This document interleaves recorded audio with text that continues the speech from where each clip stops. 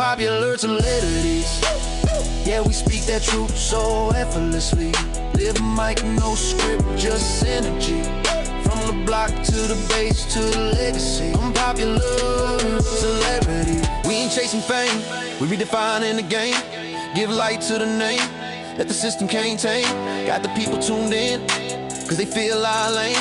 It's the voice of the real, not a chase for acclaim. Mic check, then the vibe start to settle for a host. One stage and the truth is the metal. So before that show start, let the beat breathe steady. When you hear that name, just know we ready. Oh yeah. When you hear that name, just know we ready. Unpopular celebrities. Yeah, we speak that truth so effortlessly. Live mic, no script, just energy. From the block to the base to the legacy. Unpopular celebrities.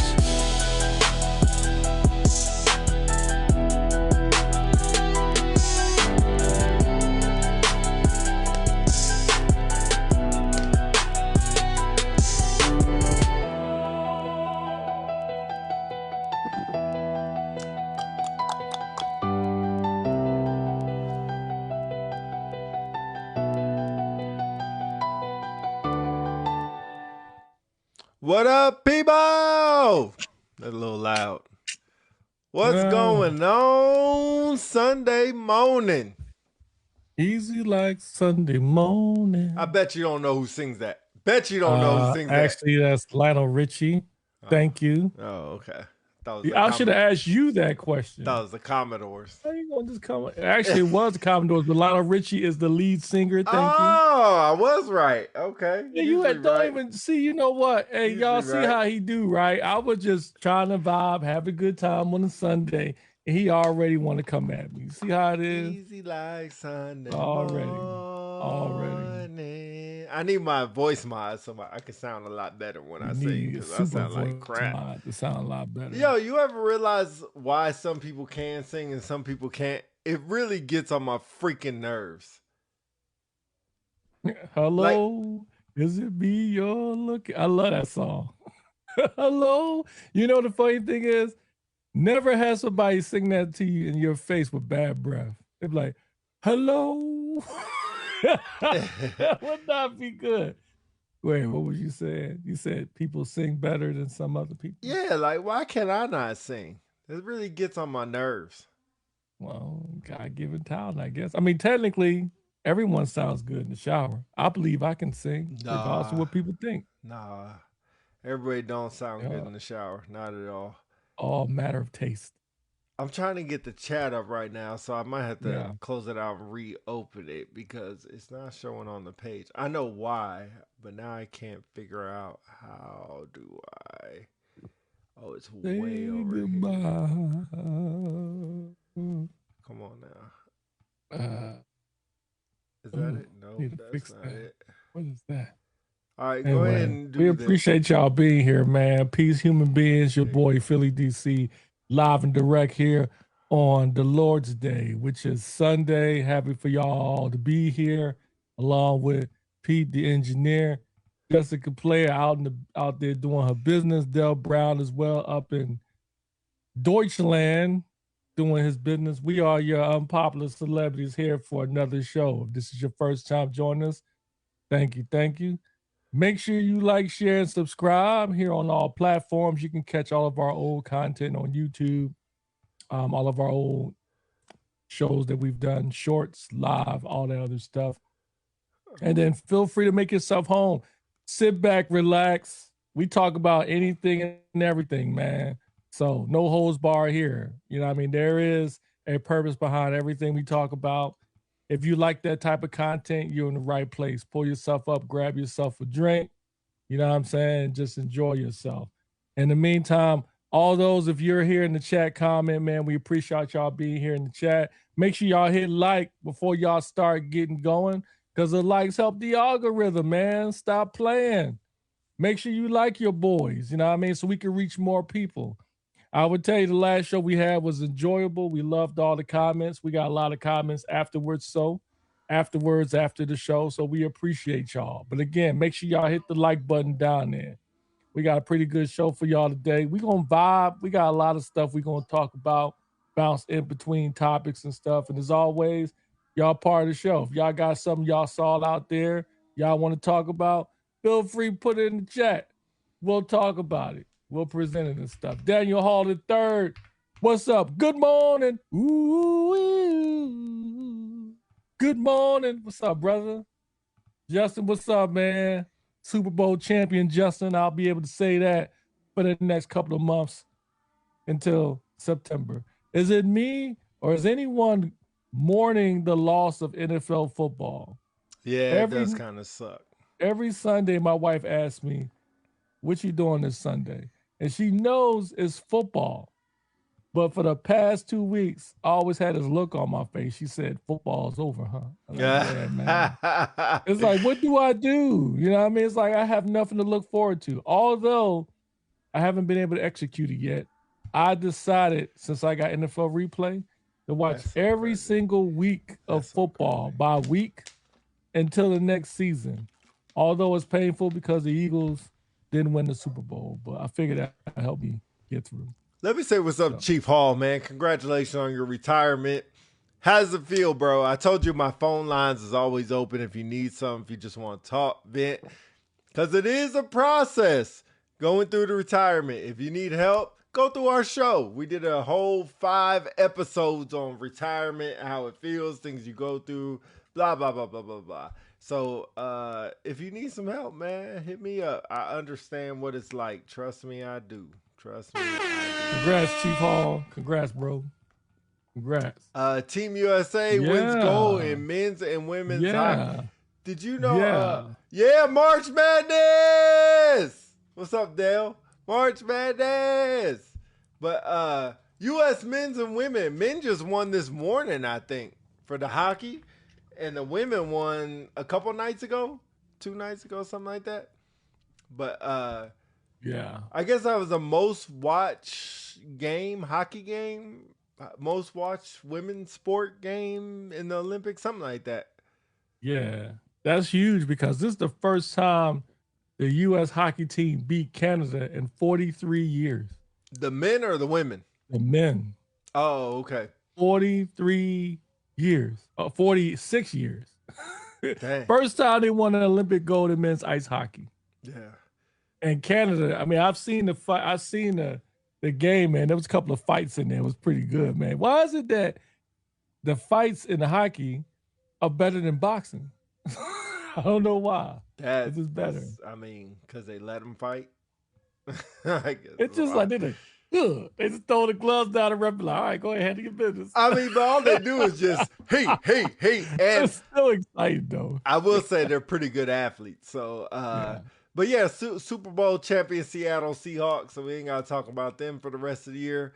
Hasn't been a repeat Super Bowl champ for a long, long time. I don't remember the last repeat. The Cowboys, maybe the Niners. No, it was the Patriots. The Patriots repeated.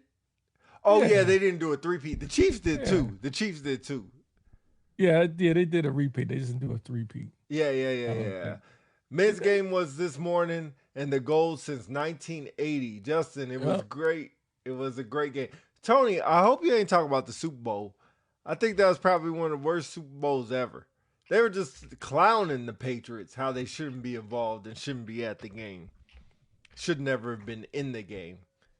The road to get there was minuscule at best. Kind of just made their way through. But that's actually a good topic. We never got a chance to do a little thing on the Super Bowl, huh? Not really. It wasn't really much to talk about, but that's probably why. I mean, was anybody else surprised that the Patriots did so poorly? No.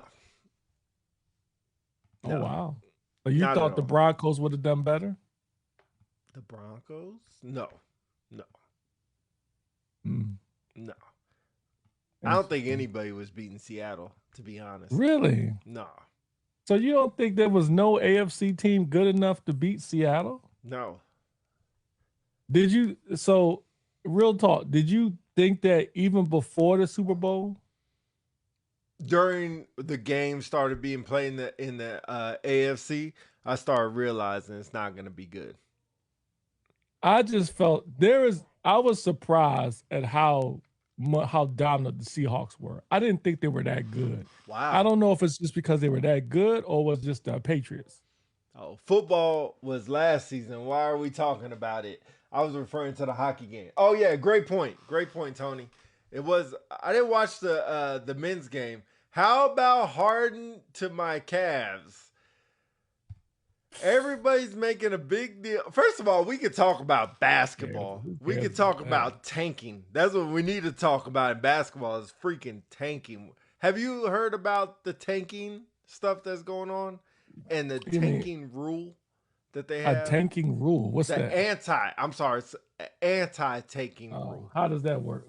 Let me get the specifics, but Adam Silver, the commissioner, basically put out a thing that told people like, we're doing an anti-tanking rule for the NBA next season.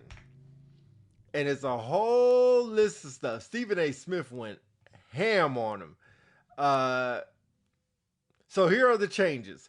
Restrictions to the top 4 picks, freezing lottery odds at trade deadlines, limiting consistent top 4 picks, so you can't get top 4 pick twice in 2 years, and potentially using 2-year records for lottery odds so they can stop people from basically throwing the season. All right, I'm going to ask an obvious question, but how do you determine if a team is really tanking or if they suck? Good point. So, like the Utah Jazz is probably one of the biggest proponents of tanking lately. And in the fourth quarter, they basically sat their whole starters, all the starters. Were they getting blown out? No, it was a good game. It was a tie game. But they basically sat everybody. And also the Lakers did the same thing. They sat every starter except for one before the game started. Talking about they all needed rest. They all said that. They all needed rest, huh? So what you got to think. We pay you for? Yeah, who hurts the most out of this? The people. This is why I will never pay. I never want to pay to go see an NBA game because of crap like this. Yeah. You know how mad man, me and Dell went to a game to go watch KD when he played for Phoenix. It was his first game he was supposed to play to Phoenix, and he popped his ankle in warm-ups. So he never got to see. Picture a UFC fight, and you're supposed to see these two fighters, and 10 minutes before the fight, they're like, oh, he injured himself in warm-ups. He ain't going to be able to fight. Bro, I'll be pissed. And they don't give you your money back for it. Yeah, that is true. That's foul. That's foul. Yeah. I knew there were issues before about resting players for games, especially towards the end of the season. It's a huge issue. And like I said, the people who hurt the most is the fans that pay to see the games. Yeah. Because nobody else is affected by that. Men and women games both went to overtime, talking about the hockey, where they played 3-on-3, which opens up the ice and game action. Go USA. We also had several airmen who were Olympic athletes as well. I heard about that. Yeah, I heard about that. Yeah, I heard about that. What do you think about that? Airmen as being Olympic athletes? Mm-hmm. To what end? You mean as far as should they be able to do it? Correct. Or that's a tough one. Because isn't that the same as saying people in the academy get to play collegiate football? No, I guess it's not the same because you attend the university or you attend the academy, you get to play. Right. Whereas the Olympics, you take time away from the job to play. Correct. I'm kind of half and half on that. I think as long as it doesn't impact your job, you are qualified and certified, and it's not your primary mission. In other words, you don't get to dictate when you go. If the mission can allow you to go, then you go. And I assume that's what happened. I'm gonna look up what airmen participate in the Olympics. I'll be shocked to see what their jobs are. Because if they are academy guys, then it's okay. But no, I think a couple of them are enlisted.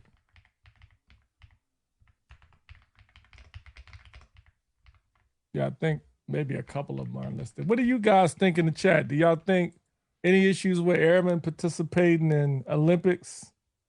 And if not, or if you are for it or against it, tell me why in the chat. Curious. Tony Renee says Black History Month, first Black woman to win hockey gold, and she's from Cleveland. The Kelsey's paid for her family to attend. Man, that's pretty cool. Hey, what was the gold in, Tony? What did she win in? Was it the skating event? I think it was the skating event, if I'm not mistaken. But I tell you, I already said it last show. My favorite event is the skeleton event. I love that event. I think we had a staff sergeant in the skeleton. Yeah. Kelly Curtis. I think she was stationed in Italy too. Yeah. So let me see. This girl won the bronze. I'm trying to see if it says her job. It says she's a senior airman in the Air Force. Let's see what Justin says. One of the females on the bobsledding team that won the gold worked at AFPC. Okay, that's the one I'm looking at right now. That's pretty cool. Jasmine Jones grew up in Pennsylvania, where she's a standout basketball player and two-time state champion at the 4x4. Keep reading. No, don't tell me anything about her. Oh, yeah, she's hockey. The girl from Cleveland, the black athlete, was hockey. Oh, so she won playing hockey. Yeah, that is interesting. That is interesting. You know what's funny? I always say, like, the Winter Olympics is not really well-off known at all. Can you read that comment? Tony says a 3F enlisted last year, and she's a synchronized swimmer. I don't know if y'all remember, she almost died a few years ago. I don't remember that. And she was an admin troop, huh? That's pretty cool. I tell you, the Olympics were really good this year. I'm surprised. Really? Usually, I liked it. I thought it was interesting. I mean, I could do without. I'm not a fan of the ice skating, but I like the curling. Of course, I love skeleton. I love the luge. I even think the downhill slalom was good. Of course, the bobsled. It was a lot of suspense. I think the skating, they just throw it down your throat too much. There's too much skating. Yeah. There's too many competitions of skating. Yeah. I'm not seeing, it doesn't say what their jobs are, but it does have a picture of them. Let me see if I could put this up here. Here we go. See, give you access real quick.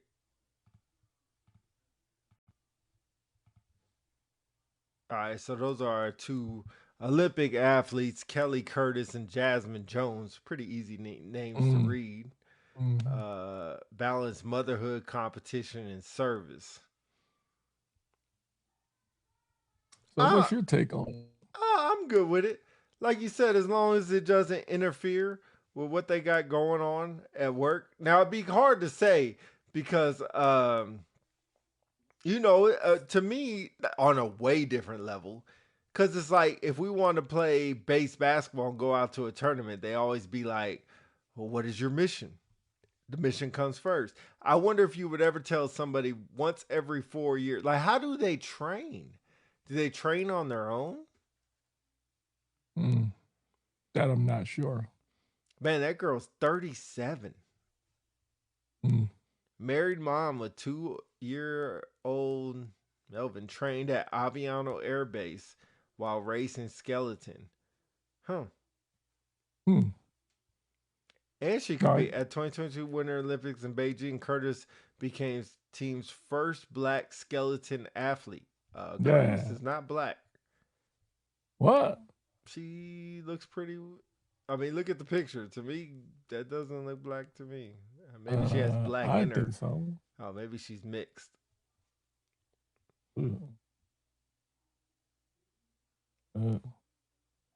I thoroughly enjoyed it. Only Renee put up a link up there. Let me see if I can grab. Oh, I can't grab the link. Oh, yeah, I can. Hey, the link didn't come through. I'll wait for. I am proud of the fact the U.S., even though we don't have the most medals, we always in the top 3 all the time. Yeah. Although there's a little asterisk, we used to always compete against the Russians all the time. Oh, way back in the day. All right, let me see what Dell said. Someone said that indoor track and field should adopt into Winter Olympics. I think that would bring more views and involve it. Why? Wow. Indoor track and field. I didn't hear that. Like racing, like Summer Olympics? Track and field stuff? Said Jones is a 3FO. Tony put up the link. I can't get to it, Tony. I can't find it. What's up, guys? How y'all doing? How y'all be? We be good. Y'all been watching the Olympics? Yeah, we've been watching it from time. I stopped watching. I was watching a lot of it. And now I kind of stopped. Just kind of stopped watching it altogether. I think it's just too much. It's just too. The Summer Olympics, I'll be tapped in. Oh, I just put up the link. I see what she's saying. Yeah, she almost drowned. I remember that now. Oh, okay. She was an artistic swimmer for Team USA. Anita Alvarez in Budapest. Interesting. Oh, Kelly Curtis is black.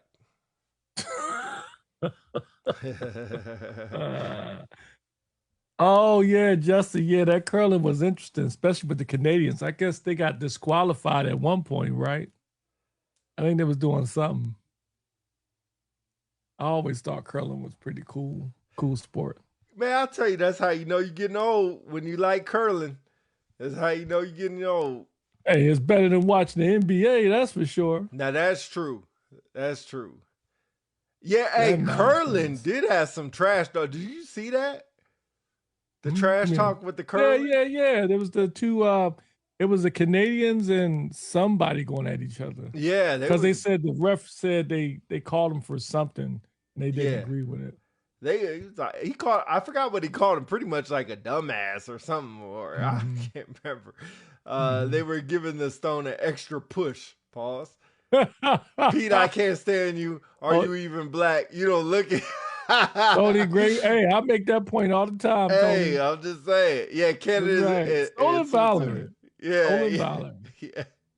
Hey, I'm just saying. He's melanin challenged. I'm just saying. People say the same thing about me. You know what? I get the same thing. Like, black people be like, you're not black, and all white people think I am black. It's very weird. It's very odd. Let me turn on my light because, oh no, my light ain't working. Dang it. Oh well.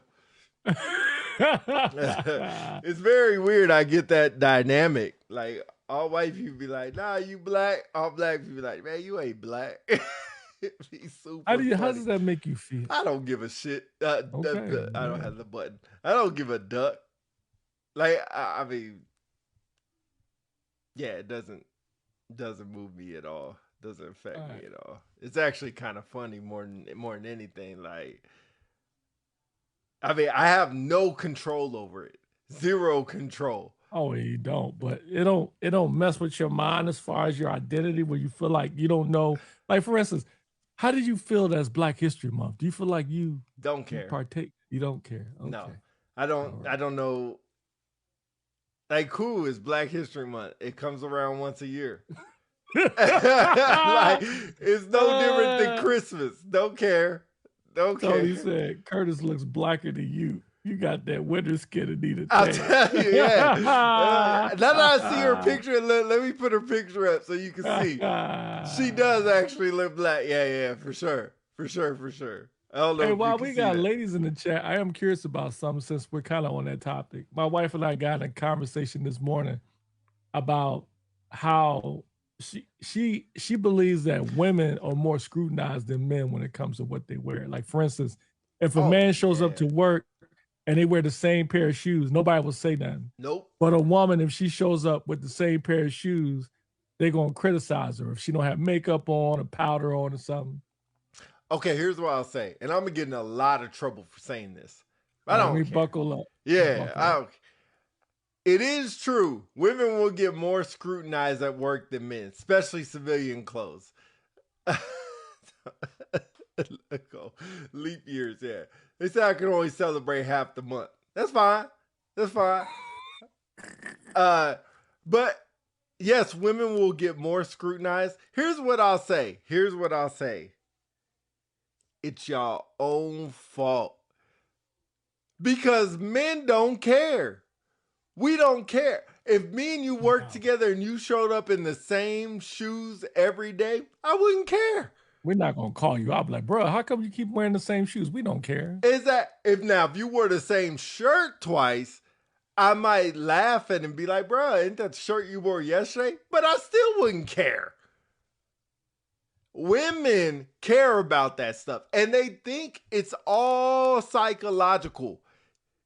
Nobody really cares except for y'all. I wouldn't. Yeah, I about to say their own gender cares. Females are usually bad against females. Like 2C says she wore a dress and cowboy boots Friday and they lost their minds. When you say lost their minds, was it your fellow females or was it just everybody in general? Because like most men, we just look at the physical. We don't care about we ain't gonna criticize you ain't got makeup on or your weave ain't right or whatever. We still gonna look at you. You know what I mean? But for women, it's like they be dissecting each other. What type of bag she's wearing? What type of if her bangs are jacked up? You know what I mean? If she's got buckshots or something like that, or she's wearing fake shoes or whatever. It's like y'all be dissecting. 2C says it was the guys, they had something to say. Something to say, I would assume in a positive way, I assume. No. And then which brings me to my other thing we were talking about. Pete, when you at an office, will you ever compliment another woman on how nice she is? Never, ever, never, nope, ever. Chief! What's good, Chief? Men don't care, and men don't care that men don't care. Women don't want to care, but if we don't care, men would care, and all hell break. What the hell? What kind of nursery rhyme riddle? You did a good job with that one. That was a tongue twister. Say that fast, though. Yeah, men don't care, and men don't care that men don't care. Women don't want to care, but if we don't care, men would. Okay, you're saying if y'all just come looking like y'all just rolled out of bed, I wouldn't care. Just come to work and do your job. I don't care what you wear. I mean, to a certain extent. What's this outfit? Oh, boots, stuff like that. Okay. Nicole, that's not a bad compliment. Or that don't mean they care.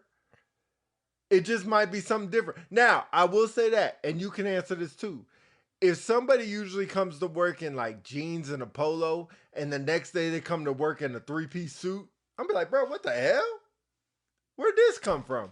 What's wrong with that? Nothing's wrong, but if you throw off the normal, I will say something. Or just like a haircut.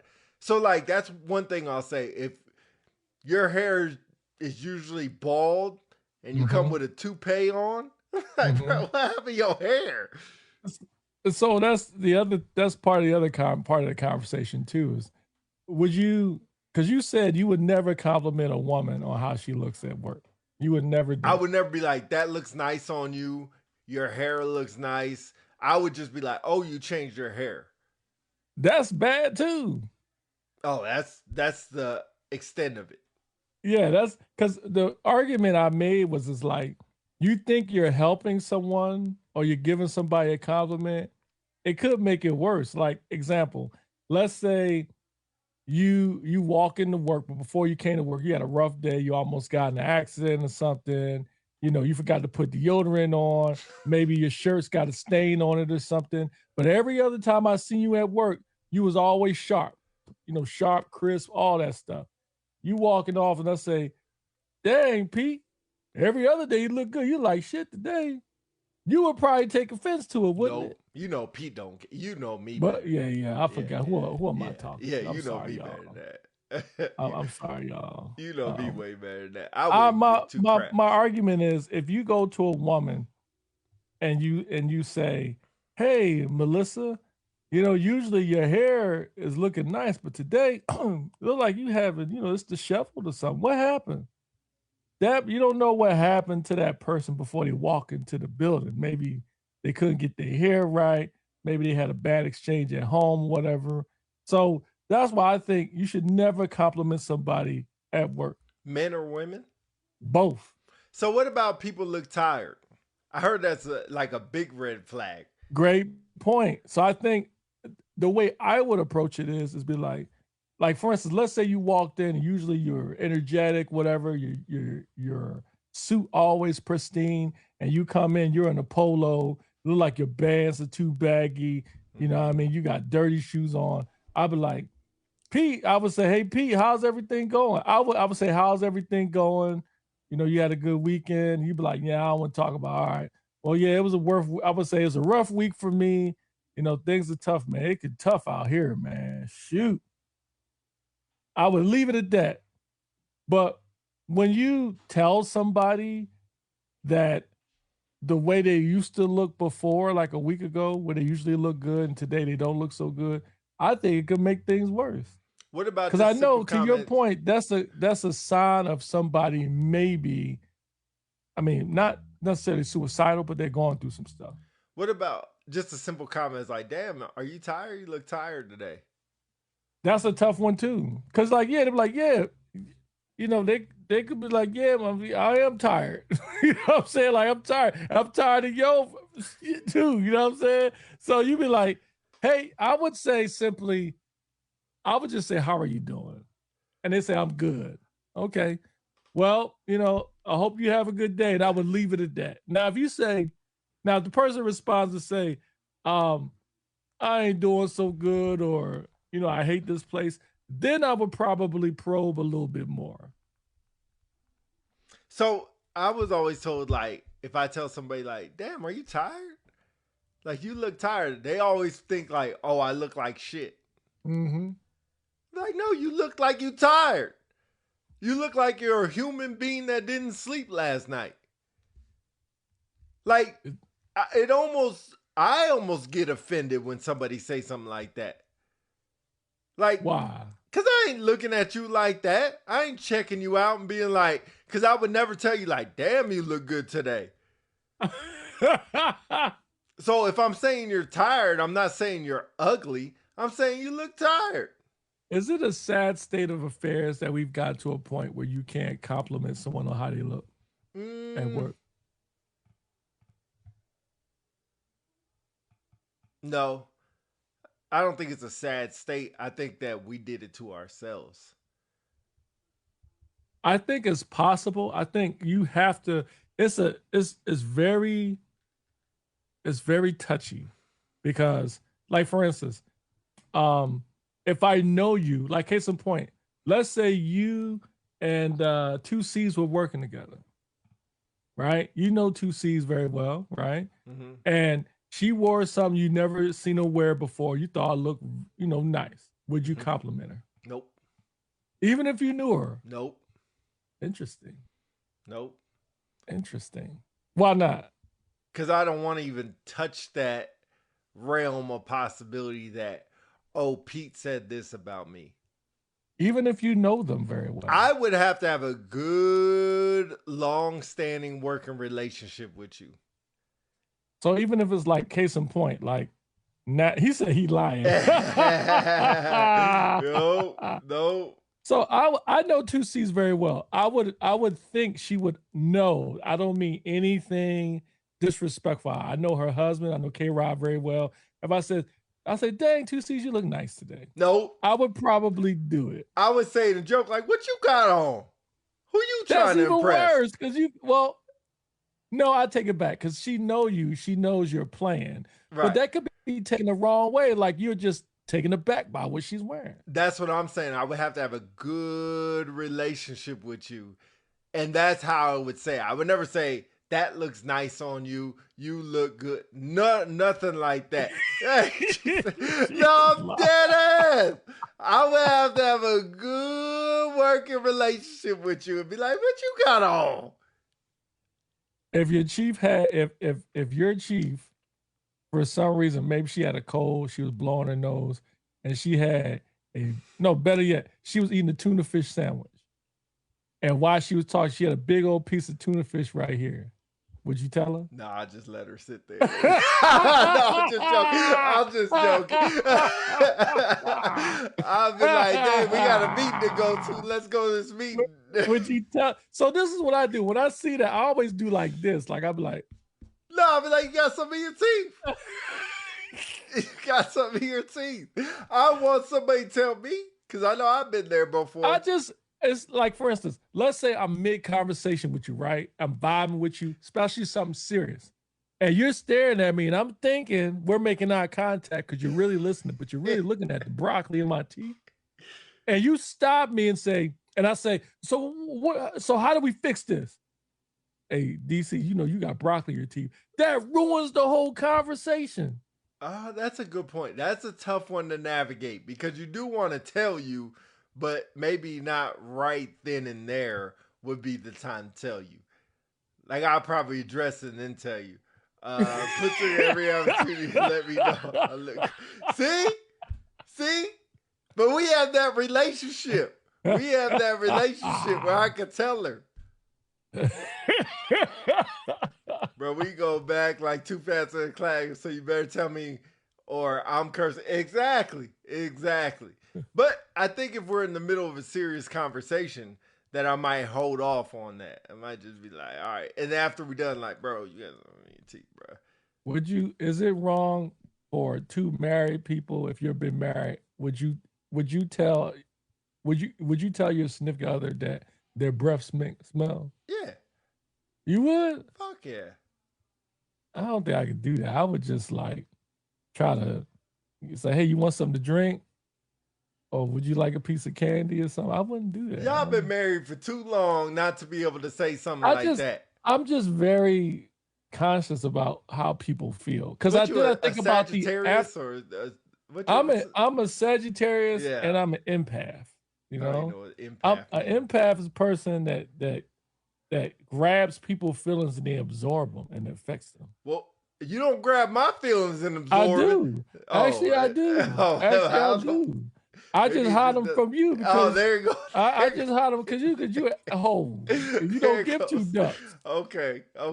But no, hey y'all, ladies and gentlemen, just want to let you know, pray for your boy. If you know Scorpios, I have 3 in my circle: my wife, my oldest son, and Pete. Pray for me. Like if me and Chief are in the meeting and she's whispering something to me in her breast, they'd be like, "Damn, your breast stink."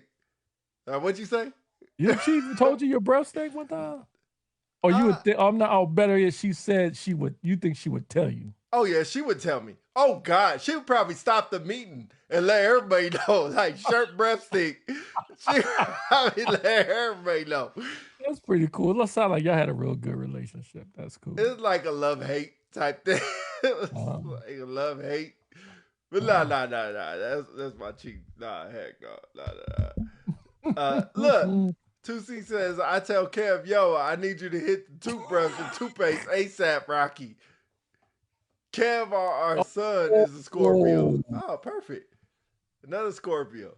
God bless you. God bless you. Kev is you know what? How did I miss that? Knowing what I know about K-Rob and how he was, I see it. He is right. How did I miss that? Interesting. Yo, Chief lied. She lied. Let's just be honest on here. Let's just be honest. You lied. She said I would never. Lies. Let me tell you how embarrassing this was. We in a staff meeting one time, and the day before we had this show that came to the club, and it was like a game show. It's actually really cool, and they gave away some really good prizes. Well, one of the things was you had to go up in front of the big screen and everybody's behind you. You're looking at the screen in front of you. It's a big screen. And they put a question up there and they have 4 answers and you have 4 buttons and you press the right button. You know, it'd be like, what's 2 plus 2? And the answers be like 2, 4, 6, 8, whatever. And you hit 4, you move on to the next question. And how fast you answer, you get more points, right? That makes sense? Yeah. So they're going, and the host was like, yo, it's okay to sabotage people and give them the wrong answer. right? So it'd be like, what's 2 plus 2? And it'd be like 2, 4, 6, 8, and it'd be like A, B, C, D. And I'd be like, D, hit D, hit D. So I was giving people left and right. And the funny part was, in all honesty, I wasn't even trying. I didn't even know the answer. I was just saying random crap. I mean, I have a 75% of being wrong. So I have a good odds that if I just say a letter, it's the wrong letter. Because I only had 25% to be right. So people were listening to me because I'm loud and just hitting the button. Oh, it's working brilliantly. So I'm the last one to go. The very first question was like, who is married to the Prince Henry? Who is he married to? Mm-hmm. I put Marilyn Monroe. Bro, I could not think that quick. As soon as I can't read. Marilyn Monroe. I can't read well. So I'm trying to speed read this crap and it's not working. Look, you talking this about every single person that got up there and got the first question. Surprised. Yeah. I'm not surprised. So in staff meeting, then we have staff meeting the next day. And in staff meeting, I get called out for the whole staff room to hear how the shirt got the first question wrong. How embarrassing it was that Marilyn Monroe is married to the dang Queen of England, King of England, or whatever, the Prince of England. Embarrassing. You think Chief went up there and defended my honor? Nope. Laughed right along with everybody else. Laughed right along. That's funny. Yes, and then she won the game. What? That's right. That's what Chiefs do. Oh, we win the game. Oh, she did good. I was very impressed. Especially after I got up there and fumbled the bag. Very impressed. But anyway, that's that. So let's shift gears, man. Let's quickly touch on the topic last week when we talked about the Senior NCO Academy graduation pictures. Since that show, we've got a flood of comments, 99% positive. Good. Maybe, I wouldn't say none of them were negative, maybe one, maybe two. But I would like to quickly touch on that one, if you don't mind. Nah. Just give us the science behind why you even brought that up. Okay, look. And I think I talked about this on the show, but I was sitting there and I knew 3 people in that class. Well, I knew a lot more once I actually looked at it, but 3 people I knew for sure. And for some reason, it came across my Facebook feed. I didn't know I followed the page. So it came across my Facebook feed, and I was trying to find them in the pictures. So as I'm trying to find them, of course, I'm scrolling through. I'm like, dang, their uniforms look like trash. But I'm just going through it. And so as I start progressing through the pictures, I realize everybody's uniform looked like trash. And so, us having a platform, you get somebody a platform, they'll talk about anything at all. I was like, let me bring this across to people's attention because this is not a flaw on the culture of the Air Force. It's not an Air Force problem. It's an accountability problem. Somebody fumbled the bag. I do not blame the people whose uniform look like trash. I blame the people who didn't tell them their uniform looks like trash. Whether that's the commandant, whether that's the instructor, pause there because it is their responsibility. You don't just get to be the freaking commandant, sit on your throne in an office and punish people when they fail to do things or hand out your commandant award once a class. You have another job. The instructors, you have to teach the class and you also have a responsibility to hold standards. Obviously, there's a huge problem in senior and COA with uniform standards and holding people accountable. Then it's the classmates. 360 leadership. We talked about this often. They want to start that and it never got off the ground. But this is why we can't be successful leaders in the Air Force. Some people can't because they're afraid to hold people accountable. Now, if it's airmen, if you're a senior master sergeant and got to hold an airman accountable, easy. That's easy. But holding your peers accountable, that takes skill. And obviously, that lesson is not being taught in senior and COA. So that's the premise of it. Gotcha. I'll say I think as collectively there's an issue when it comes to accountability. In this instance, I don't particularly blame the commandant. I think the commandant, that's why you have people in your circle, in your staff that execute. It's no different than having a commander. You got a commander of a squadron. You got a bunch of people in the hierarchy between chiefs, shirts, NCOs, lieutenants, captains, whatever. Now, when something goes wrong and a product comes out, naturally everyone will look at the leader, in this case, the commandant. So I don't think the commandant in no way, shape, form, or fashion tried to say that they were perfect. I'm sure he wouldn't say that. In fact, I know him pretty well. I think he's pretty squared away. But in the heat of the time when people are about to take pictures and the people are ready to graduate, some things get overlooked. Not that bad. You would, well, if you're saying not that bad, that's almost to imply there was no other graduation pictures that looked that bad. We They just all so look happened to bad. found this one. Yeah. So it is a common occurrence that this has happened. It just so happened this time because you were looking for a friend of yours, you came upon this picture and you decided to comment on it. So it wasn't like you were out there looking for clickbait. Correct. You found something that resonated with you. Obviously, your credentials, you're a prior first sergeant. So yeah, and you're a senior NCO. So you saw that it resonated with you.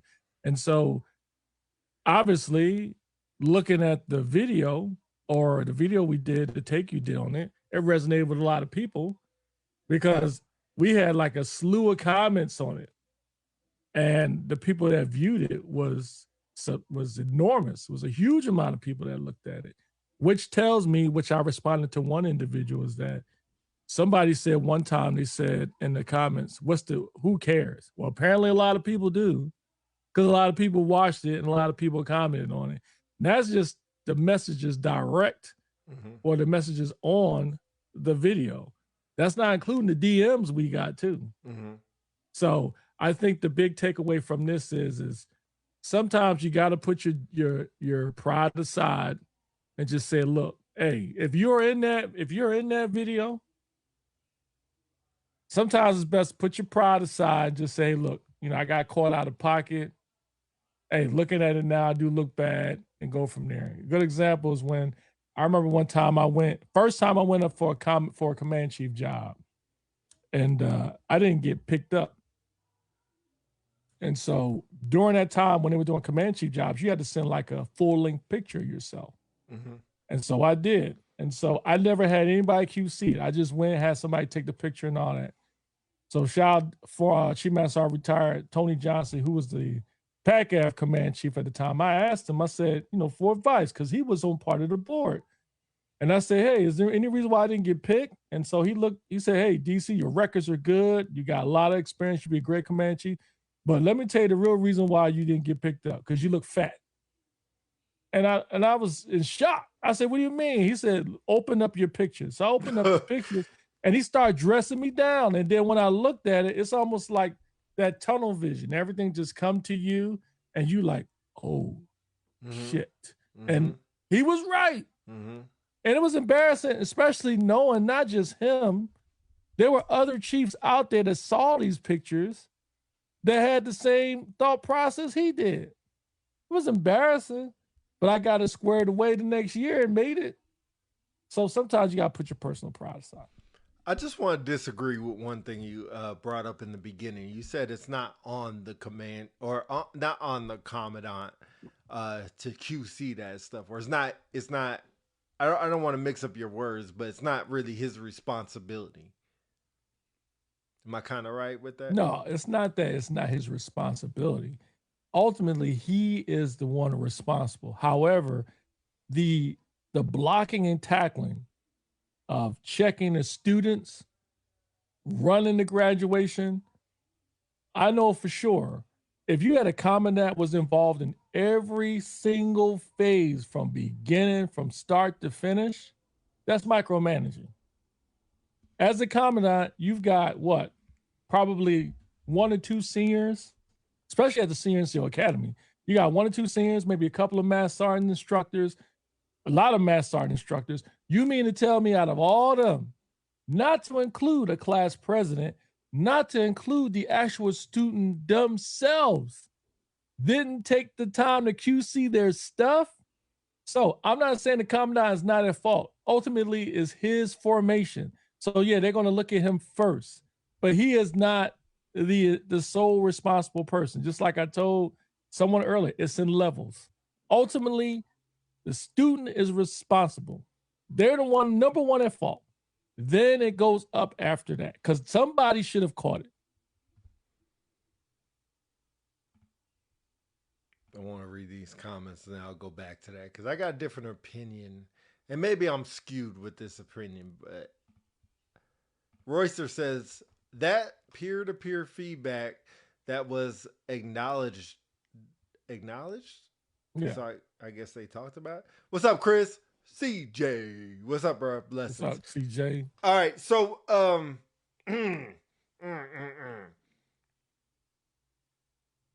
agree and disagree. And here's where I go. If you're in charge of a flight chief, anything that happens on the flight, the pace of the flight, the motivation on the flight, the morale on the flight, how they do business is a reflection of you. You could be squared away, but if your flight's not squared away, it's a reflection of you. The way I look at it from a way outside 50,000 foot view, because I'm not in deep in what goes on. Yes, the students have accountability. Yes, stop there. They are the first, especially a senior mass sergeant. Like, it ain't like ALS, that's more or less the instructor than the students, but still the students. But as a senior NCO, come on, dog. Like, we shouldn't even have to talk about this. 2, that it's instructors. Do I want my class to look like this? And then I'm like, if you do, what are you, or if you don't know, didn't care, what are you focusing on? What is possibly, because nothing's testable that I know of. I've never been to it. So you've been to it. You can let me know. I don't think there's anything testable. You never been to senior NCOA? No. Interesting. But I don't think there's any pass or test. And maybe it's like ALS where you have one test. But I wish the commandant was on here so we could talk to him. But I don't think anything is testable. So it's like, what are you teaching?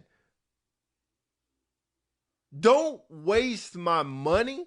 Don't waste my time by having me go to a circus that I have to sit through.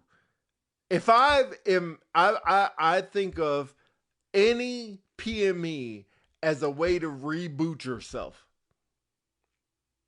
So if I'm a little off, somebody needs to bring me back to center. So if my uniform looks like trash, hey, somebody should tell me it looks like trash. And if the students ain't going to say it because they're worried about winning Commandant Award and Levito and all this other BS, then the instructor should be there telling me.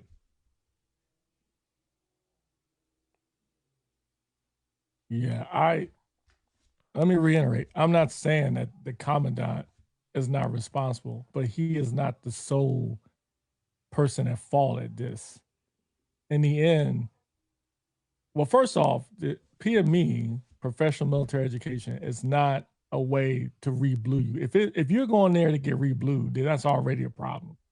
It's there to prepare you for the next rank that you're about to go walk into, right? And I think this all comes down to a loss of focus. People 5-6 weeks. I forgot how long it is. They get to a point where as they're doing all this stuff, they're away from their families. And again, I'm not condoning what happened. I'm just saying, I'm sure they didn't wake up and say, I'm going to look like a bag of shit this morning. No, but they didn't care that they But did. I wouldn't say they didn't care. I just think they weren't focused on what was going on. The only thing I will say that I will agree with you on, the only thing that messes up this rationale is that if they had an inspection before they got into the school, all this stuff would have been identified, because it's one thing to go up on stage and your uniform is wrinkled. Right. It's one thing to go up there and you're missing ribbons. Right. But when it doesn't fit, that's when something went wrong in the inspection. And as the commandant, I'm sure when the pictures were executed, when they were going across stage, maybe these things were noticed even before the pictures. I think the issue is when it's noticed, the action, someone takes action immediately and say, hey, you can't walk today. Yep. Or you need to go and get your uniform squared away. You're not walking. That's what needs to happen. Because like I was saying earlier, if this was a one-time thing, then I would agree with you. But this has happened over between the CNCO Academy, Chief Leadership course. Every course has had one or two. It just, this one was so bad because it was several flights in the pictures. Thank God Tony Bostic is on here. Yes. Yes. Who's doing the inspection? Half the time they got big shoes and big red noses too. 100%. And I want to go back to what you said, and then I want to address something. Go back to what you said. PME is supposed to prepare you for the next rank you went through. I believe you went through 4 PMEs. Yeah, man. Yeah. Well, you have 4 professional military educations, yeah. Has any of them prepared you for that rank that you went into? Yes. How did ALS prepare you to be an NCO? Well, ALS was different back then. We did mock direct feedbacks. We learned about combined, direct, non-direct feedbacks. We learned about how to notice how to counsel someone if they're having bad performance. NCOA taught us more about the technical aspect as far as like leading a bunch of people. And then senior NCOA taught us about management. We had to do essays. We had to do project reports. We had to brief things in front of the flights and stuff like that. Do you think that prepared you? Yeah, it did. Okay. Yeah, I'll give you that. Okay. The other thing I think the chief leadership course was worthless, personally, at the time. Okay. I thought that was worthless. I'll say most instructors through the 3 PMEs I've been through, and I'll count shirt school as a PME, I guess, and canine school, but whatever. Yeah, most instructors are just worried about being cool and not getting blasted on surveys more than doing their job, holding people, doing the tough things about their job. That's my experience. I've been an instructor too. And yes, there are some times you worried about the feedback because you worried if a student, you were hard on them, they get the critique at the end of the thing and they're going to blast you on it. Because I hate to say it, commandants ain't in the class with you at all times, but they damn sure read, every single feedback or critique or end of course survey that you get. And most instructors are just worried about how they look on the survey.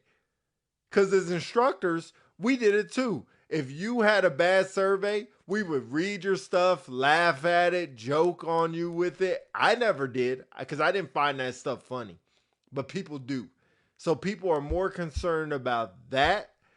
And if I'm the cool instructor, don't hold nobody accountable. Let y'all eat and drink whatever you want in class. Let y'all show up late. Let y'all come back late. Blah, blah, blah, blah, blah. Don't hold nobody accountable. When there's those projects that has to be done, I don't really scrutinize them. Just kind of let it go. Even though it's probably a D+ work. Whatever. Good enough. And let it go. That's the problem. Tony, thank you for being in here. I appreciate you being in here. It's all too late now. ALS should be done as a A1C. Wow. Well, they got those intermediate courses now. I think they call them like 400s, 500s, 600s, 700s, whatever they are now. But foundations is what they call it in between. But in my experience, the foundations is just a bunch of senior NCOs trying to get bullets. My experience. Because there's nothing testable. It's just here. I'll give you information. So are you saying because it's not testable, it's not useful information?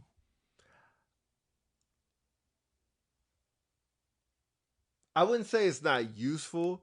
It's just no accountability if I don't know it. It's almost like a self thing. You have to really look inside yourself and say, do I need this stuff? And back to my question to you, ALS. Like, I didn't find ALS beneficial at all. At all. I loved ALS. If it wasn't for that, I probably wouldn't have stayed in. I think I agree with Tony's statement. Yeah, I don't think it's not. When you say it's not taken serious, you mean it's PME, or you talking about the dress and appearance standards? You're frozen. Can you pop out and pop back in? Yeah.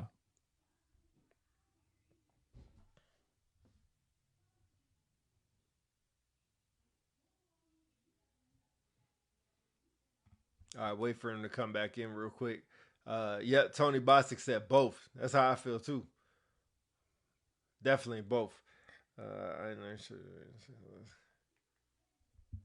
Yeah, I'll be interested.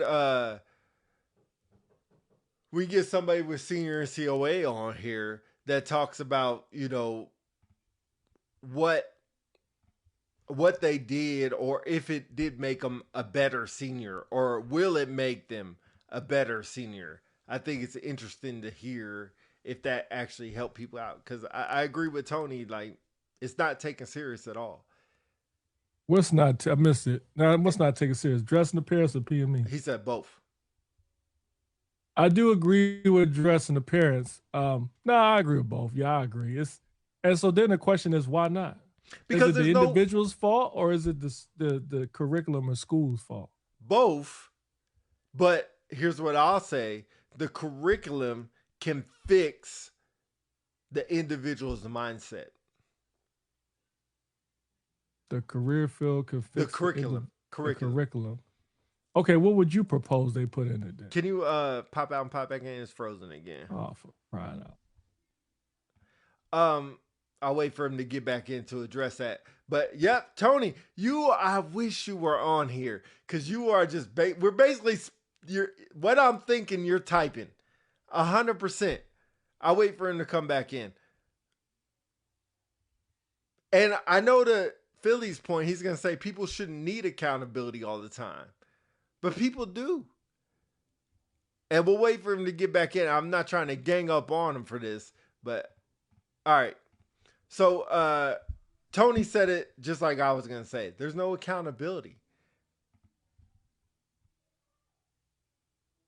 That's what you think that needs to be changed, the accountability? Yeah, like if I look like trash, you're not walking across the stage. Yeah, I agree with you. That's what I'm saying. I agree. And if it's day one, like shirt school, day one we show up in full dress blues, or I think it's full. I think it's service dress. No, we bring our coats, but we wear our blues. And if you look like trash, they tell you what to fix. So then the next week we have another inspection. And if you look like trash and they say, hey, you need to fix this, get new pants, blah, blah. Then, so for the 5 weeks or 6 weeks, whatever shirt school is, you have an inspection every week. It could be, maybe I don't want to say necessarily it's the quality of instructors, but I think that's something to do with it too. It does. I think you need the right people. Because like here, I look at it as like when you went to basic training, military training, maybe that's not a good example, I'll use it anyway. When you went to BMT, it's hard for you to question an MTI on their credibility and knowledge because you just coming in. Yep. When I go to a PME, I expect an instructor to be knowledgeable. I expect them to be professional, and everything I aspire I aspire to be like them. Right. And so an instructor should feel like they're the gatekeeper. Right. To your point, if nobody's walking across this stage unless your uniform squared away and unless I feel like you've met all the checkpoints that the curriculum has offered. Right. And they've got to feel emboldened to be able to say this and not have fear of retribution. Correct. And that's where I hold the commandant responsible, because outside looking in, and I'm trying to give him grace. Oh, shit, Jesus Christ. I'm trying to give him grace. If I look at the school and see this, I'm like, this commandant's a piece of shit. He might look squared away. He might know what to do, but he can't teach nobody else how to do it, which makes you a POS. When I say POS, I mean as the commandant. You're probably a great dude. You're probably a tremendous chief. You probably can lead squadrons and turn them inside out. But in this right now, for the last couple classes, just in this one area, something is terribly wrong. Tony Bosick said, you start making people feel the pain for not learning, growing, or not holding a standard, they will get right. If no one is ever telling me I'm wrong or there is no healthy fear of accountability, you get what we get now. Got now. That's how I feel. I mean, I can't dispute that. I just want to make it clear.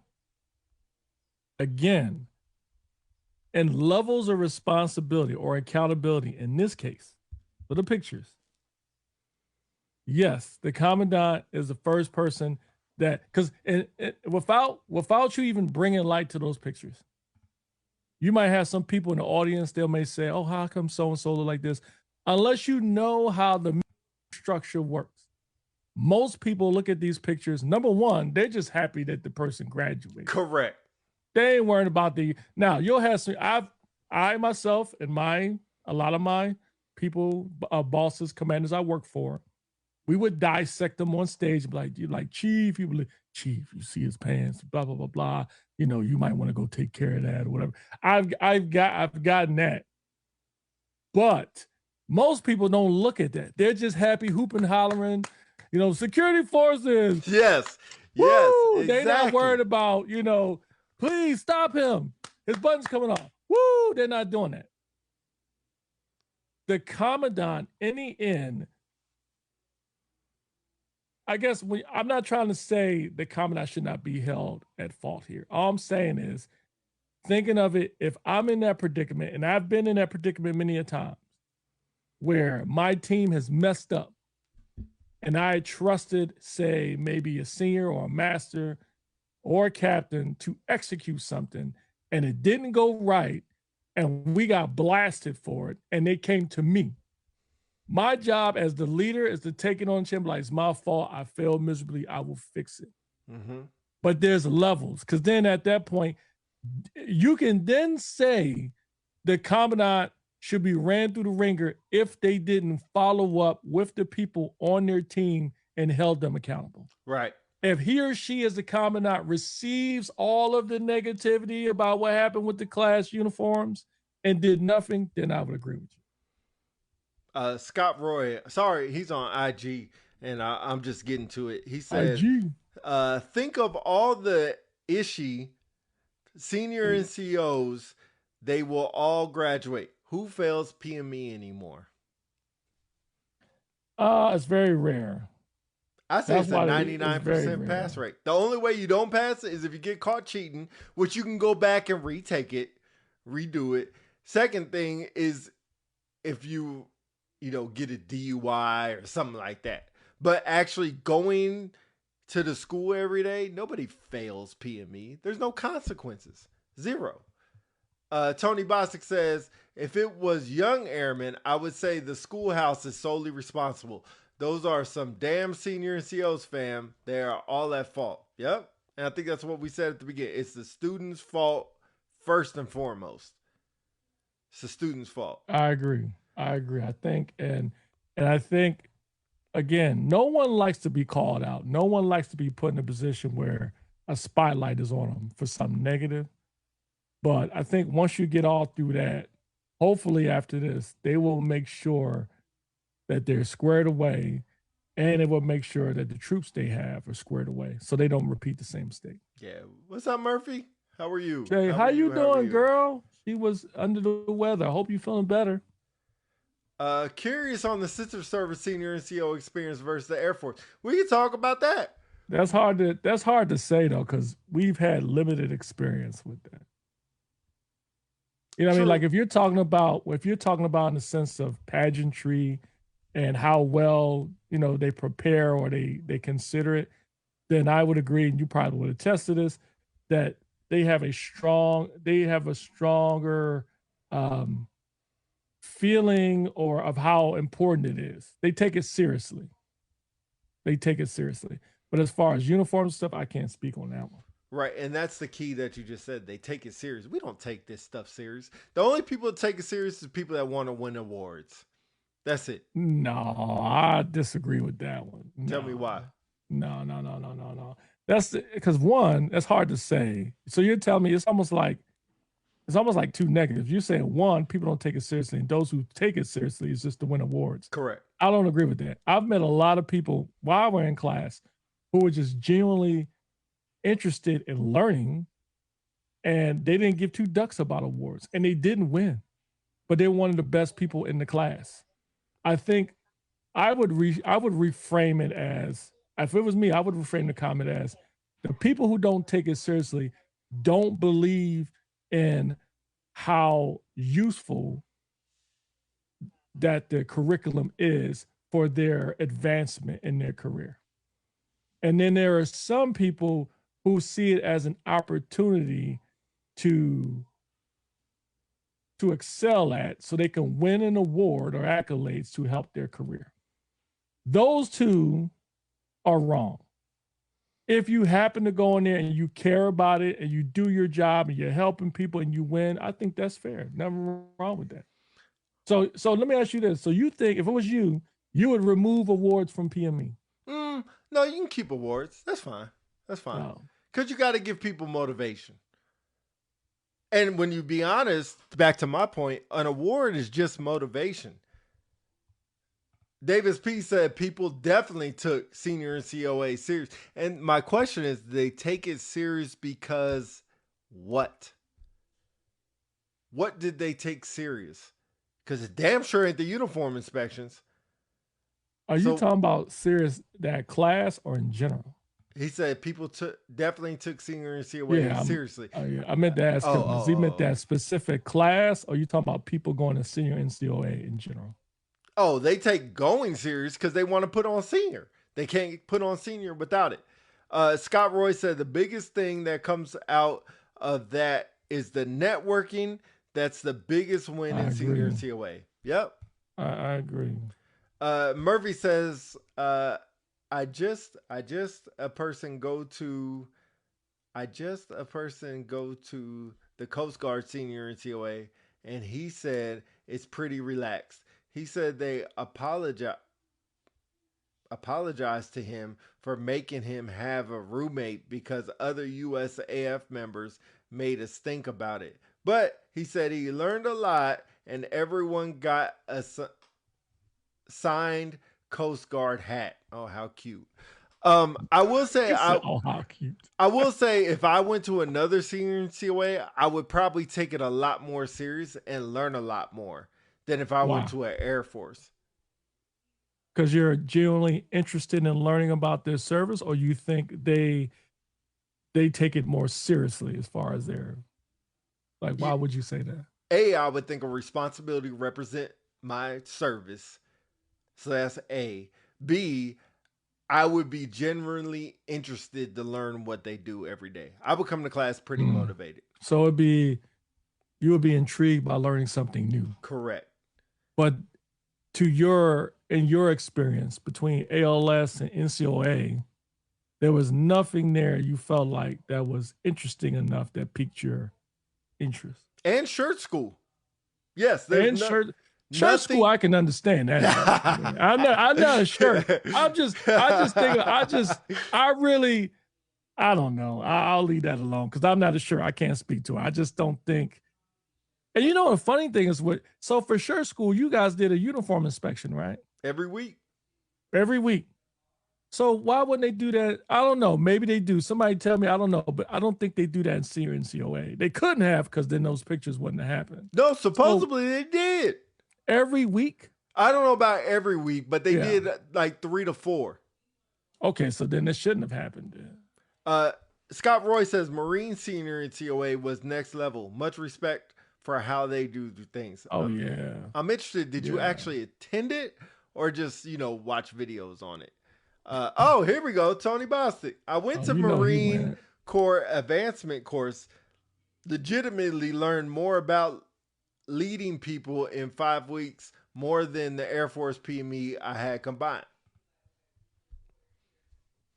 I mean, so Gooch, tell me what is it that you learned that should be incorporated in Air Force PME? Great question. Before you do that, great question. Tell me something that's going to be relatable, because I would tell you a lot of the stuff that we would learn from the Marine Corps or the Army or the Navy, tactical wise, maybe leadership wise. There are a lot of Air Force AFSCs that believe it's too forward, too strict, too disciplined for the Air Force. Great question. While you're waiting, you're frozen. Can you pop out and pop back in? God dang it. Yeah, that's a great question. I'll be interested if anybody wants to bring Tony on the podcast right now. Hey, Tony, you're welcome to come on, bro, if you want, because I'm interested to hear that as well.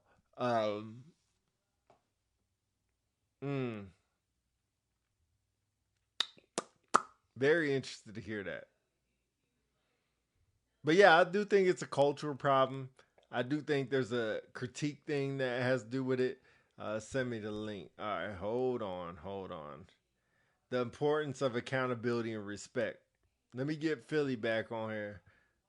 All right, Tony wants to come on, so I'll set that up real quick. Oh, okay. Let me, I'm gonna have to switch this all up. Ain't gonna hurt nobody. No, let me, all right, we have, all right, let me switch this all up. Give me a second, y'all. Tony, I'll send it to you in a second. Shrink all this down.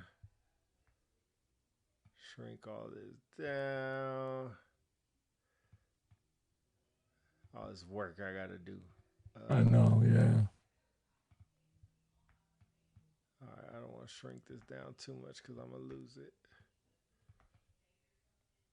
All right, shrink. We got a special treat. Why am I not seeing you on here? Oh, because you're way over here. All right, bring you in here. Uh-oh. Yeah, while he's doing that, man, what I don't want to do is bash on the Air Force, man. The Air Force is great. We got a lot of good people in it, a lot of sharp people, a lot of professional people. But I do agree, this has always been an issue for a long time as far as accountability. And one would say we all have to look internally. I'm not perfect. I mean, I've had times where I may have seen something and I let it slide because I was too busy. But I would argue, I think we all need to do better in that regard, because you figure once you allow it to happen, then that person believes that's the norm.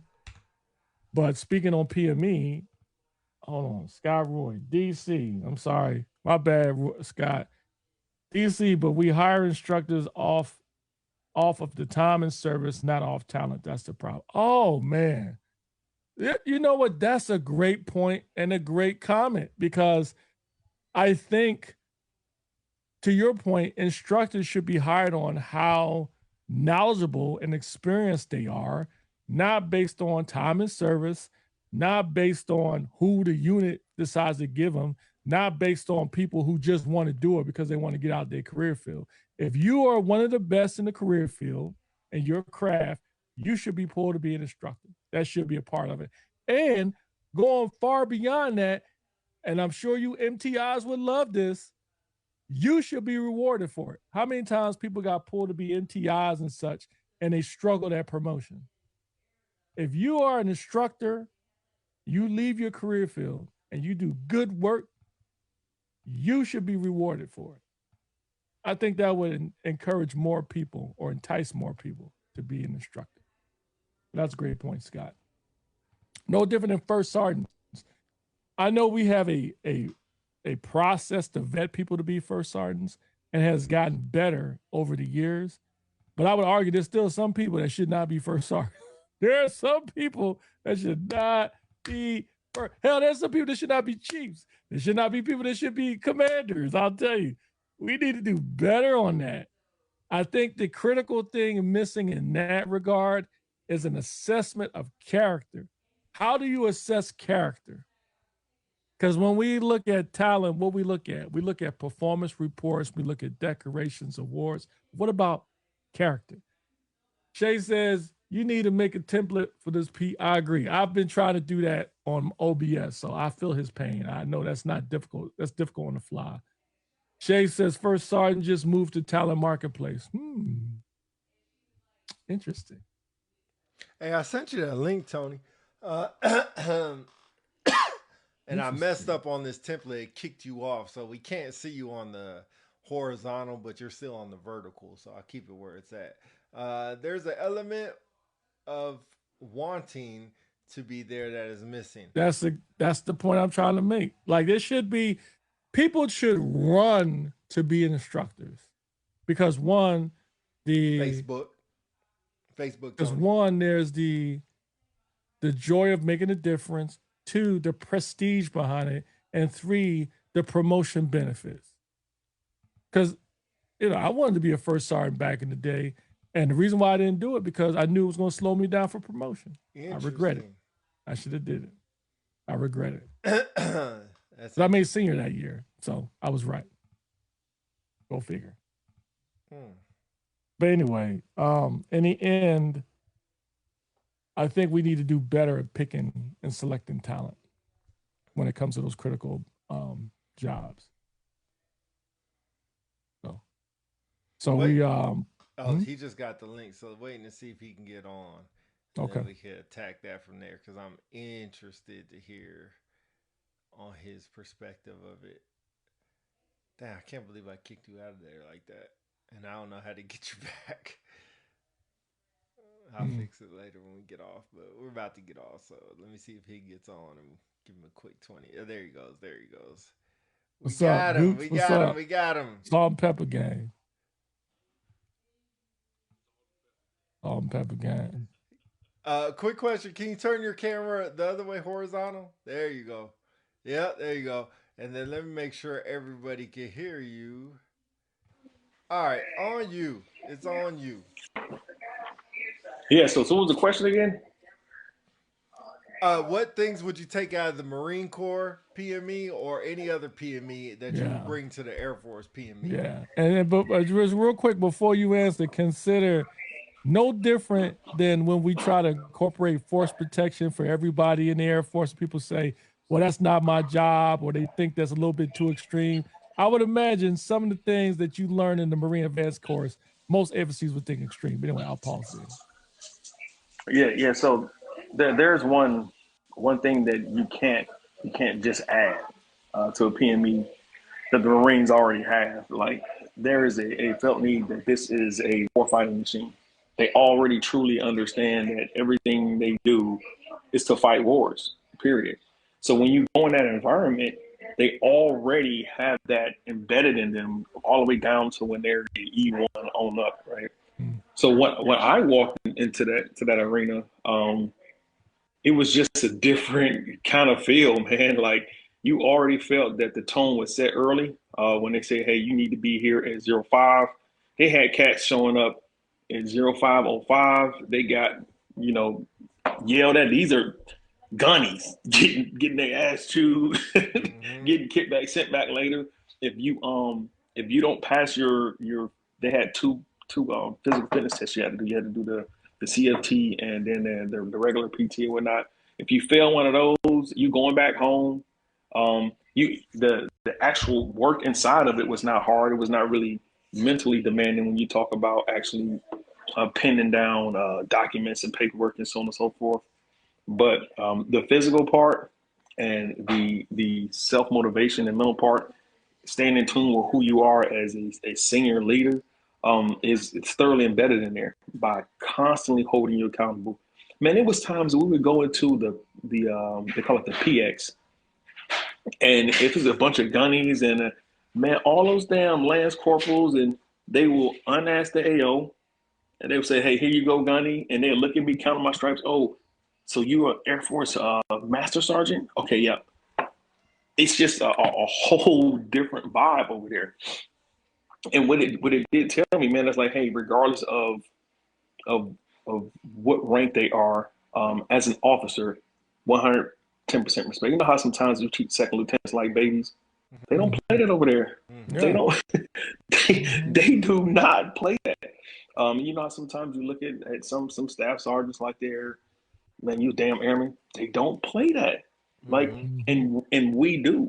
So what the Marine Corps embedded in me, man, is to currently hold yourself accountable the same way you hold somebody else accountable, and respect every and all levels of rank, even to the doers, like the youngest E1s and E2s, how they operate. You respect that they put in their hard work, and you go there and you let them know that. The Air Force focused so much on the business acumen, on how we kind of conduct things on a larger scale, which I'm not going to lie, thoroughly prepared me for when I got out of the military to deal with the civilian sector. Like, I was 100% ready to deal with civilians. And I think the Marines kind of going to struggle with that because they focus so much on warfighting that they don't pay attention to the corporate side. But that's one of the biggest things I learned, man. I felt, man, I came back to base and to Cadena. I'm like, look at all these damn clowns. Like, I just felt different. I felt different. Chief CZ was our command chief out there at the time, and he was talking to me about it. He was like, he knew what I was how I was feeling, because how I would operate, it was just, I don't know, it was different, man. I would hope everybody had a chance to do something like that. Yeah. I think we should incorporate going to other schools, but I think it has to be the right people, right? Not the people trying to chase awards, not the people who are all Air Force and standing up tall in their blues. People who really genuinely care and want to know stuff like that, because I generally care about stuff like that. I think that's really moves the needle for me. Shay says, I think a lack of respect for ranks was when people lose themselves with promotion. I agree. Promotion is, yeah. You promote the wrong person, man, you're gonna know it. You definitely gonna know it. But look up how we set up foundationally, though, man. Okay. Me and DC, I'm really calling DC. Me and Chief Counsel kind of talked about this before, man. Like, when you walk inside of a PX, it's the whole rank structure thing, right? If they yell Marine, all Marines turn around. They yell soldier, all the soldiers turn around. You know what I'm saying? You yell airman, you're airman. Ain't no staff sergeant, no mass sergeant turn around, no colonel, nothing. Only the airman turn around, right? Right. So we foundationally made who we are almost like a damn a doormat. Like, you can't just, if you're an airman, you own that shit. You own being an airman. Like, everybody's an airman. Right. But we don't do that. That's part of the problems that we have, man. We don't respect rank because it's almost self-deprecating. Like you can't respect rank when you tied to who you really are. Like, if you went to, like, if we say, hey, you are basic warfighter to warfighter first class to senior warfighter, then you become a staff sergeant. Then you remove the word airman out of it. And when you say airman, you know that I'm talking to that damn 06 or to that general or to that A1C. That's where the respect comes from. But when you defecate it on all the time, like, it's not going to get the respect no matter what you do. It's just not.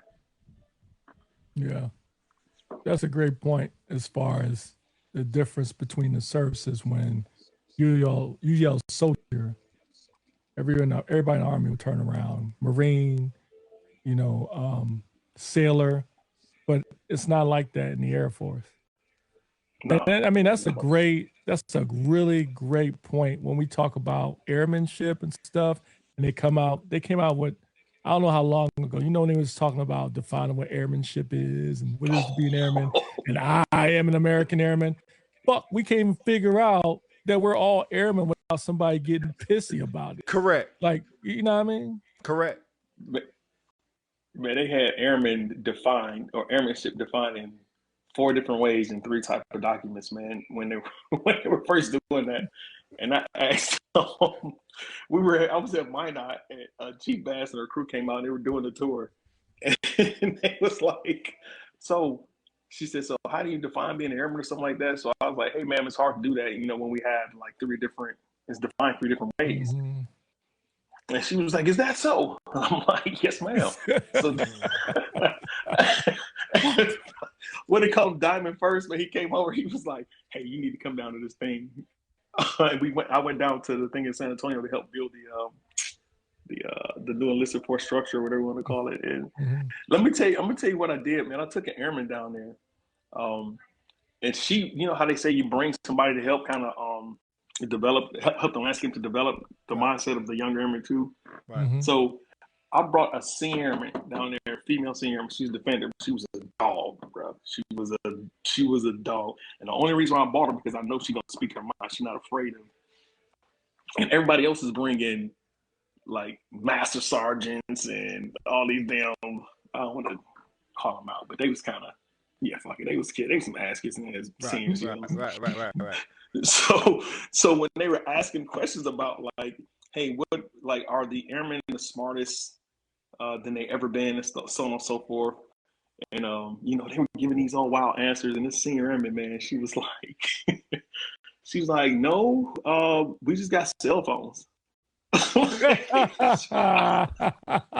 Great point. Great point.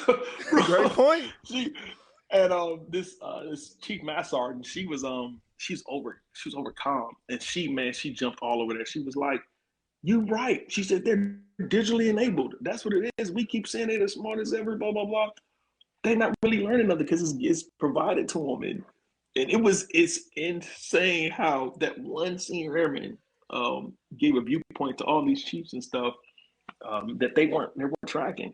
And I don't think we do that enough, man, to help our force grow in the right direction. So do you think PME should be just thrown out, or do you think it should be done better? It should be done better, man. Never man, don't let me get on, man. I can talk about shit all day. Throwing shit out is stupid, man. Like, it is so stupid to throw stuff away because it was created for a purpose. It was developed for a reason at some point. You should always look to fix it before you get rid of it. It's the same thing with DEI. Like, how they throwing DEI away. Man, don't throw it away. DEI was broke. It was 100% broke. I don't care what nobody say. One time I walked before DEI started, I would look at my leadership board and it would be the great Caucasian race. It was like everybody, all white man, blah, blah. Yeah. But then like 8 to 9 months later after DEI, we look like the United Nations. Like I said before, it was insane. I was like, I was scratching my head like, wait a minute. So all these people were qualified before, but they weren't looked at. It just swung too fast. So you have to realize that, hey, you know what? We have a problem. You don't get rid of it. You fix it. PME is the same way. Like, it was stuff in PME when I was coming up that was very, very important. Like learning how to write an EPR the right way, learning how to handle stressful situations when you sit in a room and you're trying to talk to a troop. Even though I may have dealt with it a little bit earlier as a young airman, as a defender, but that stuff needs to be back in there. Like, you need to fix PME. Don't destroy it, man. And maybe that's my question, Philly. I'll let you go. I think PME for cops is different than PME for other career fields. Because take somebody, I don't want to pick them on medical people, but say dental. They're worried about how to clean teeth and make it to the next level. They're not really worried about leading people. With us, and maybe I'm just speaking for myself, as senior airman, I remember Chief gave me 3 troops as a senior airman when I didn't even have ALS yet to lead and motivate and everything else. So it's like that's how we're brought up. So when I went to ALS, I'm like, all this crap about feedback and how to sit there and handle conflict, and man, y'all wasting my time. What am I even? Y'all, this block of instruction is not meant for me. And I damn sure am not the type that wants to be like, oh, this is my time to shine. Let me look like the smartest one in the room. I'm looking at it like y'all wasting my time. This is not how the real world operates. This is meant for your other career fields. That's a toughie one. That's a tough one to say that though. Why you say that? You know, whether we believe it or not, let's be honest, there's a lot of that is what you said is true. You know, I'm sure Gooch could attest to this, but when we go to PME, when they do certain segments, when they talk about discipline, and they talk about like, you know, letter reprimands, counseling, following up, making sure they understand their duties and responsibilities. That's stuff we do every day, whether it be in guard mount, whether it be on post checks and all that. So we laugh and when people say, well, how can I tell my airmen what they did wrong? Because, you know, they might get upset and they shut down. And when, you know, we chuckle because it's like, and then when we respond, they like act like it's the greatest thing. Like, oh Correct. My God, like we discovered how did fire. you know that? Right. It's like but I would argue the Army looks at us that way too. Correct. Defenders, like when we, you know what I mean? Because it's like we're a spinoff, really, of the Army. And when I went through the ranks in security police, they always told us we were like the grunts of the Air Force. So everything we do is really, you know, it's easy for us. But when it comes to that regard, but when we say that it's not useful for us because it's for the career fields, that's a slippery slope. Then it gives the other people the impression of being uncomfortable that the defenders know more about or better at leading and managing folks.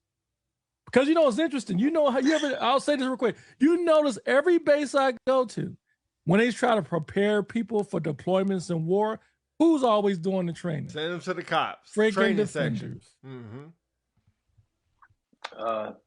That's fair. So here's what I say, and Pete, and you're right, man, but you're kind of wrong. And here's why. The only reason why that stuff seemed elementary to you is because of the experience you had. Right. You gotta think about it. A lot of these cats from Med Group, JAG, all like the WSA, they don't get airmen until maybe they tech sergeant sometimes. Right. Sometimes they may never ever had it. You unfortunately was given airmen when you weren't even supposed to have them. Right. So you learned everything the hard way. You might have a staff sergeant above you kind of help you out, maybe not a scene. You probably had somebody guiding you, but right. That's why I think 100%. That's why I think those lessons that they were teaching in ALS should have been given to you as an A1C, because they're preparing you for that. Like, it's backwards. Like, you're giving me information on how to lead people when I've already done it for 3-4 years. Like, we lead fire teams, we lead all the time. So in my opinion, leading is leading. It's just the timing that you get the information to be sure you're leading the right way is where we're backwards in the Air Force. We don't do that right. Like, that's why you sit in that room. You're like, man, I've been doing this for 3, 4, 5 years already. Why am I talking about this now? You're probably low key thinking like, damn, I wish I would have known this. I wish I would have known this 2-3 years ago. Right, exactly. And I think the way they teach is like, this is how it's going to be done. It's like, that's not how it's done. Like, that's true too. I'll tell you, like in church school, they'd be like, when 2 people had a conflict, they'd be like, so what you need to do is get 2 people in a room and say, we're going to hold a caucus. Who the fuck talks like that? If somebody came to me and said, hey, you and chief counsel are going to come to my office to hold a caucus. What the hell is a caucus? You would have lost me already. I would have been done. No, I'm good. I don't want to be there. And then, let's pause this conversation because we're not getting nowhere. No, it'd be a chief in there, a master sergeant, and be like, Pete, shut the F up. Let him talk. Or Philly, shut up. Let Pete talk. And that's how maybe it's the wrong way that it's done. But that's how I'm used to. Shane said Tony Bostic 100%. I was saying same thing before I retired. We do PME way too late. and the quality of meat is suspect in a whole other conversation. I agree. Sky Roy on IG says we the second youngest service still finding and our identity. How long you think can we use that as an excuse? You my boy, Roy, and I'm with DC on this one. That shit. They need to throw that damn excuse clean the hell away. 75 years old, we still young. 75 years young. We got grandkids, bro. We 75.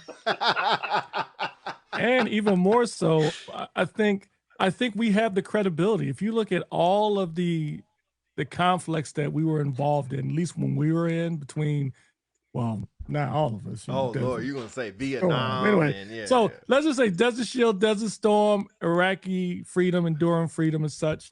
The Air Force played a major role in all those conflicts. In fact, we're the first thing they think of when it's time to do something is always the Air Force, right?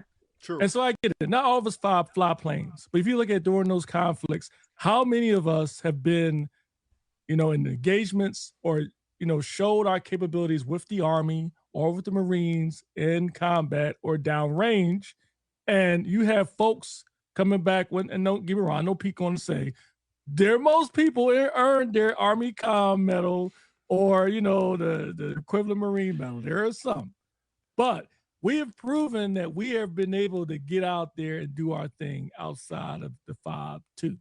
So when we say we're looking, we use identity. I think if anything, we should be helping the Space Force. They're the ones that need to find their identity because to this day, I love them dudes, but they are not respected. I love them dudes, but no one believes in those guys. They're super smart. Don't get me wrong. And they're cool. They're cool. They got the little inverted ranks. Every time I talk to people when I'm in the civilian sector, they always look at me, they be like, hey, DC, what's really going on with that Space Force? Like, who are they fighting? The Klingons? Battlestar Galactica? Chief, do they have like a space station that they're creating where airmen are fighting? Do they use like phasers or something? Phasers. So I don't think we can use that as an excuse anymore. But saying the Space Force is, listen, those who don't understand what they do are the ones who are crazy. They are so integral to the future of combat. Right. Like, people do not understand the Space Force is critical. Just like when we were Air Force, everybody respect the Air Force. Guess what? When we were young, you win in wars with air power. Facts. Space Force is going to, I'm telling you, they better learn to respect them crazy looking weird dudes. I would rather them not use the term Space Force though, because I can understand how someone who, to your point, doesn't understand how important they are or integral to the future warfare. When they think of Space Force, they think of, like I said, Star Trek, Battlestar Galactica, Star Wars, them flying in outer space. Whereas it's cyber warfare, missile defense, things of that nature. So I think it's just the term Space Force and them changing it, having their own uniform with the blue in it and the crazy stripes. Like they tried to, and the Air Force did it too. Because at one point, we changed our chevrons and stuff. It's just, I think they're going to go through their paces like we did, I suppose.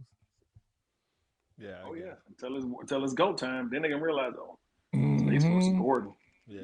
When it's go time. Yep. Well, Tony, hey, bro, thanks for coming on as always, man. Appreciate you coming on and giving your perspective for sure, man. Always. It's all good, man. Much love, man. Y'all take it easy, brother. All right, bro. Be easy. Yep. Sky Roy says on IG, the Space Force are just the warrant officers of the Air Force. Yep. They're subject matter experts where we need to focus on. That's a good point. Good way of looking at it. Yep. Good way of looking at it. All right, you ready to go? Ready to call it good? Yeah, that's cool, man. Yeah, it was good. Good conversation, y'all. I think we put that to bed. So, yeah, we're good. All right. Well, good conversation. More to come. And we'll holler at y'all on the next one, whenever the next one is, either next Sunday or before Sunday. We out? Yep, we out. Turn your notifications on. You can catch us, man. As always, you got ideas, hit us up. Guess you want us to have on, hit us up. And then we'll take a look at it. But outside of that, for me, go Birds. as always. Unpopular celebrities, y'all. Peace, peace, peace, peace.